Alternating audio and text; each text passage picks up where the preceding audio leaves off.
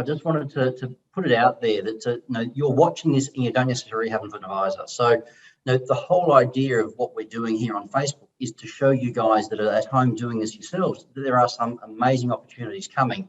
And if you don't have that trusted professional that you can bounce ideas off of, go and do your own research, watch this video, because it's going to be really important to your future, particularly if you're under 75 years of age.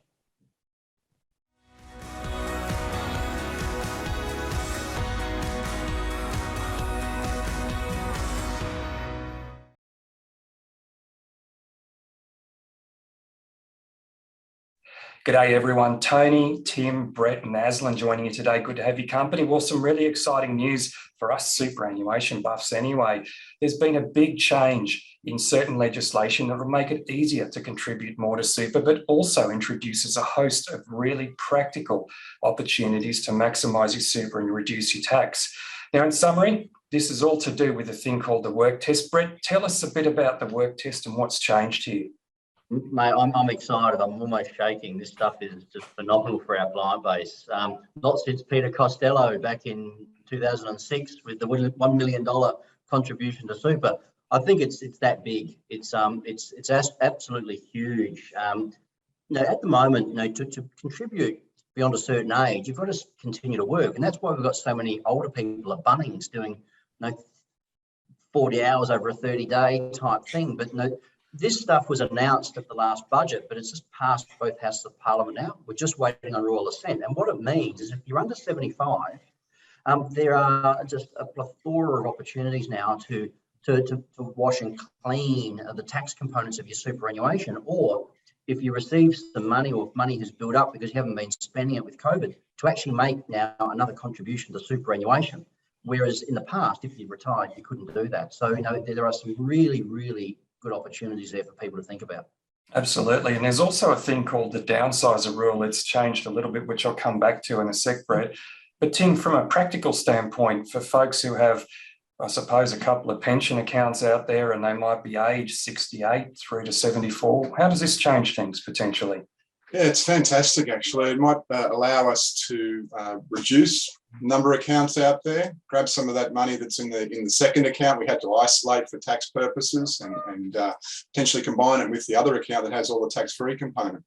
That could have a secondary benefit. We have to be careful a few tricks and traps on that one too, but it can have a secondary benefit depending on the accounts that have sort of fixed admin fees. That can actually bring down costs as well. So there's some really good opportunities there. We just got to go through it very carefully though.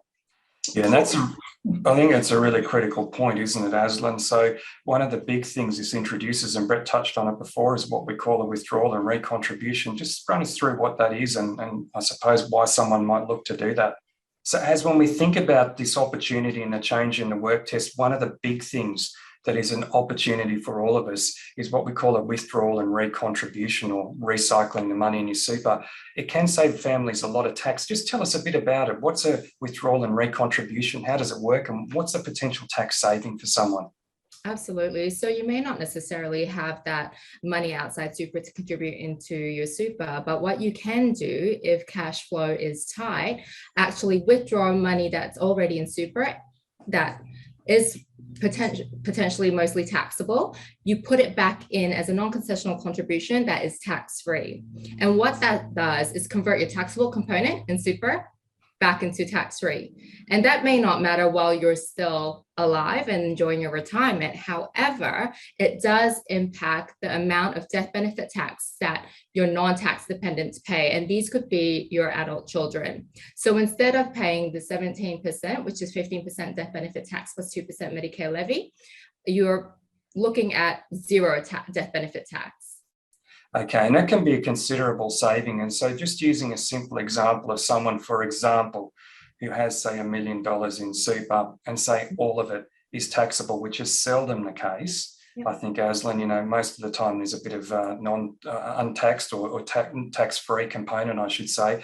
But in that simple example, are we talking about 17% tax saving on $1 million as a death benefit? Is that pretty much how it works? 170K. Yeah. Incredible. Absolutely. And so that's one of the bigger opportunities from a family tax standpoint, isn't it?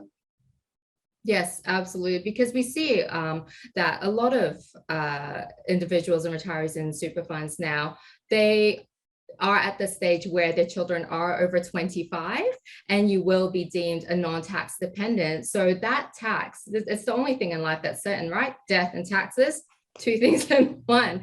There's no way to avoid it. So this is a really, really great strategy to recycle that money and potentially save your children a hefty tax bill. Fantastic, guys. Great opportunity. And so, Tim, in terms of getting money into superannuation, though, is there a limit? Like, is there a maximum amount you can get in? We've got some good strategies here, but is there a total amount that you're kind of limited to have in super? Yes, Tony. We touched on the amounts we can get in. Aslan touched on that a little while ago, 110 in 1 year, or bring forward to 330. But there's another little caveat that sits across the top of that in terms of your total superannuation balance at the prior 30 June, I think it is. So there's different levels depending on how much you have, but roughly about 1.7. If you're lucky enough to have more than $1.7 million in your superannuation or pension benefits, then you'll struggle to get more money in under the non-concessional rules. So there is a limit there as well. But we can, we'll talk about that and have a look at the situation. Definitely. And like everything, again, it comes down to getting some advice on these things, because as Brett's touched on, there can be consequences at a Centrelink level, especially if you change things around too much without seeking advice, first of all. And then obviously there's potentially excess contributions if you inadvertently put too much in or do it the wrong way around. So bottom line is get some advice on these things before you go and do it. I suppose, Ever the advisor, we also like to try and combine a couple of rules. So Brett, to you on Downsizer. Now, this is also an opportunity as well. So the Downsizer rule's been changed in this legislation also. How's it changed? Yeah, look, it has, Tony. The downsize is an interesting one. I think there's something like 22,000 people around Australia that have taken this up so far, but it was for people 65. So really, they've brought the age down to 60. So at any stage after 60, let's say between 60 and 65, because the rule there is still the same, but at 61, 62, you've had the house for 10 years. Maybe you don't currently live in that house, but at some stage in the past 10 years, it has been your principal place of residence. Well, then you can sell that and you can contribute proceeds into superannuation, which don't, as I was talking about the caps, doesn't count towards those things. So you can put up to $300,000 each as a downsizer contribution into super. So, when you think about it, any stage between 60 and 65, you might have a change of life, think, oh my goodness, I've got to go and do some other things with myself. You and your partner sell the house, downsize, you could actually get up to $1.26 million between you guys as a couple into super on top of what you might already have, and go and enjoy life once the world opens up. So it's phenomenal. Just on Brett's mentioning there, the downsizer rule, from an accounting and an ATO standpoint, how does that work? What are the things that someone needs to do to get that money into super from an ATO perspective? Yeah, of course. So to be eligible for the downsizer contribution, you will need to have met that capital gains main residence exemption. So it doesn't need to be fully exempt from capital gains as your main residence. Only part of the disposal proceeds need to qualify for that capital gains main residence exemption. You need to have owned that residence for 10 years. And you don't necessarily need to downsize per se. You don't need to move into a smaller home. It's just the name of the contribution.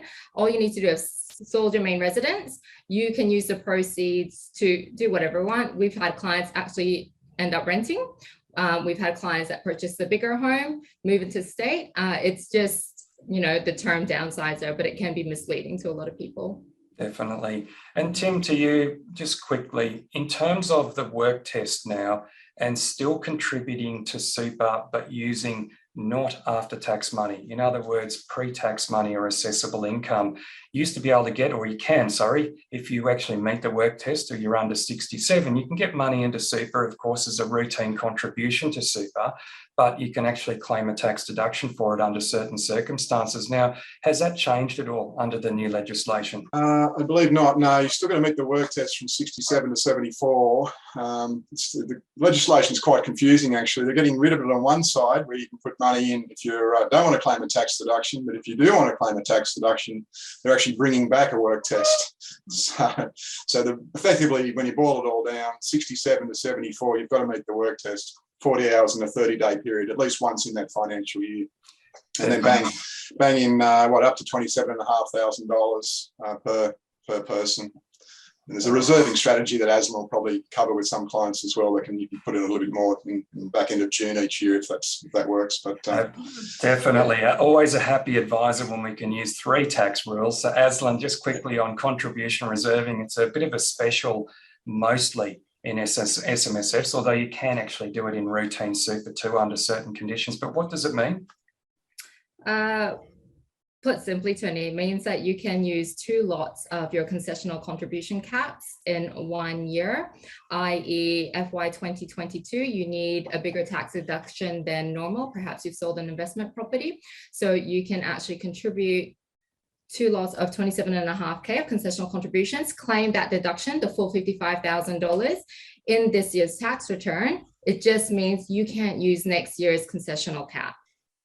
Absolutely. Now, this is a really important one, and Tim and Brett. And I suppose the big thing here is we've gone through about 3 or 4 different variations or alternatives to some of these tax rules. It's obviously opens up a plethora of opportunities, as Brett pointed out. But Brett, with these sorts of situations, and Aslan, advice is really critical because you can make a hash of things inadvertently, can't you, Brett? Particularly with things like Centrelink benefits. Just tell us about that. Look, absolutely, Tony. There were some rule changes a few years ago that changed the way Centrelink assess allocated pensions. So if you've moved your money from super and you're now receiving money on a regular basis, Centrelink assess that, and they used to use 2 tests, the assets test and the income test.